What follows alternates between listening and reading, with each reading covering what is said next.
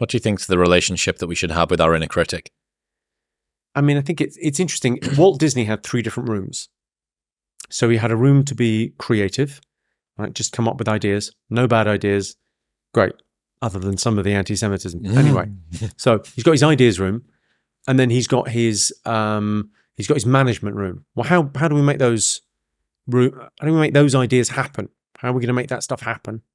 And then he had another room for criticism. And I think we should sort of think about the inner critic like that. The idea of going, if you're trying to do something creative, don't let the critic in too soon. Wait until you've had the whole idea. Wait until you've let the management get involved a little bit. Wait until you've tried to write the whole joke and come at it from a few different angles and tried it twice before you criticize it. And outsourcing your critic, I think, is smart. I mean, comedy does it with the audience. Really, they make the decision as to what the show is. They do the editing for me. So you got a much better relationship with failure with that. It engenders a much better relationship with failure. Yeah, because it's not identity level. Yeah. The jokes are the bullets, I'm the gun. Like easy come, easy go. Yeah. So you let go of it. But also, when you're doing something creative, you've got to kill a lot of babies. They're all very precious to you, and you think they're it's a fabulous little idea, and there's nothing. Audience just stared at you. Okay. All right, well, try on to again. The next one. Yeah, that was a swing and a miss. Yeah, great. But isn't that kind of a nice attitude for... It's hard, though, when you've made something that's, if it's a movie or a book that you've worked on for years, but that super smart guy trying every chapter as he goes along. That's super smart. Yeah, low stakes, low pressure creativity is something... I wonder whether it's played into by this sort of concretizing of everything that you've ever said throughout all of time being there, that it doesn't feel like the ephemeral can be ephemeral anymore. You can't just blast it out. It's going to be... iPhones at a comedy show are kind of the enemy of creativity. Censorship is not a problem in comedy. Self-censorship is a huge problem.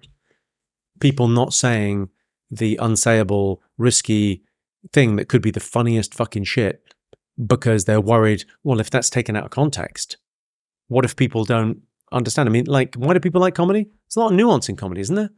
There's no nuance in the modern world. There's no nuance in what's reported in the media. It's all a weird newspeak. And then in comedy, it's like you can say the craziest shit and people know it's not. Yeah. There's no hate in his heart. It's just fun. Did you see Roseanne get popped for that little bit she did with Theo Von? She was making a joke about the Jews.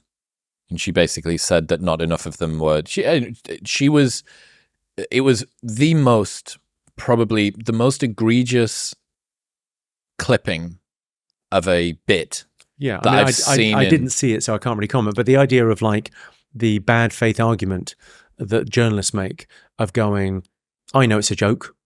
It was in a comedy show at a comedy club. That's the context. It was a joke. And they go, okay, well, let's report it as if it was a statement that was made. So ladies and gentlemen, can I get your attention? I'll make a comment here about... No one said that. She'd made a bunch of obviously sarcastic, very over-the-top, opposite statements. It was like, and the pigs will fly, and the sky is green, and the da-da-da-da-da, basically for ages and ages and ages and ages and ages. And then at the very end said, like, and not enough Jews, something. It was an ever-escalating statement about the ridiculousness of some of the claims that were being made with something. And they just took the bit at the end. Yeah. And I was like, come on. I'm all for saying, this needs to be able to stand up on its own. Like, things can be taken in a little bit of isolation, but not that much isolation. Yeah, and it is interesting, though, isn't it? The idea of you go, well, you could take anything out of context and someone's going to be upset as well. Also, you've got how much access to people now. Everyone's got a say. It used to be that would have been an eye roll and a tut from someone. Yeah. Oh, all right, someone said that. Not for me, thank you. Won't be buying a ticket. I won't go. And now it's the idea of saying, I don't like that seems very reasonable to me. No one should have access to that. Seems like a different thing. So... the free speech thing is you go, well, until we find a better system, we have to have free speech. What about the Chinese system? That's a good system. Yeah, I mean, that's the world we could be living in, where, it's, Charlie Brooker's a mate of mine, and those kind of Black Mirrors where people are getting social points, and then it's happened. It's happening right now. It's unbelievable. It's like 1984 is happening right now. You know that they've got in China gait analysis that can work out, even face covered, wearing clothes, can work out who someone is with about 90% plus accuracy just from the way that they walk. So hiding your face, hiding everything, dressing differently, doing whatever isn't sufficient to protect you now. They've fingerprinted your movement. It's interesting, that thing of like the micro, the macro. So you can't move privately. But I think maybe with social media now, you can't think privately because everything's, it becomes slightly performative and there's no boredom. You're constantly stimulated. I think we're slightly overstimulated as a society. Like being bored is really good for creativity. Being a bit bored and a bit like listless, Sometimes I look, even now it happens, but it used to happen more previously, at how many things I'll be doing at once.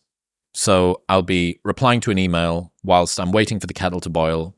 I'll be setting the dishwasher away whilst listening to a podcast at 2 times speed. And I'll be waiting for somebody to... I'm like, I'm literally waiting for 5 things to happen whilst doing 3. That's the modern condition, though, isn't it? That you're so addicted to activity, to doing something and feeling like you're being productive and actually just letting yourself kind of sit, having some time just to think. It's the Charlie Munger thing, isn't it? The idea of waiting and just having time just to think and do nothing. Read stuff. Every single morning for over 3 years now, I've started my day the exact same way, which is with Element in water. Element contains a science-backed electrolyte ratio of sodium, potassium, and magnesium, and it is the best hydration drink that I've ever found. It tastes fantastic, it's super refreshing. Orange is just the most OP flavor in the world. It's absolutely phenomenal, and it helps to play a critical role in reducing muscle cramps and fatigue. It regulates your appetite, it optimizes brain health, and it helps curb cravings. They're also the exclusive hydration partner to Team USA weightlifting and relied on by tons of Olympic athletes and everyday high performers all around the world. Also, there is a no BS, no questions asked refund policy where you can buy a box completely risk-free, and if you do not like it for any reason, they will give you a refund during an unlimited duration, and you don't even need to return the box. That's how confident they are that you'll love it. Element are giving away a free sample pack of all 8 flavors with your first box if you go to the link in the description box below or drinklmnt.com/MW. That's drinklmnt.com/MW. Thank you very much for tuning in. If you enjoyed that clip with Jimmy, press here for the full-length 2.5-hour podcast episode. You don't want to miss it. Go on.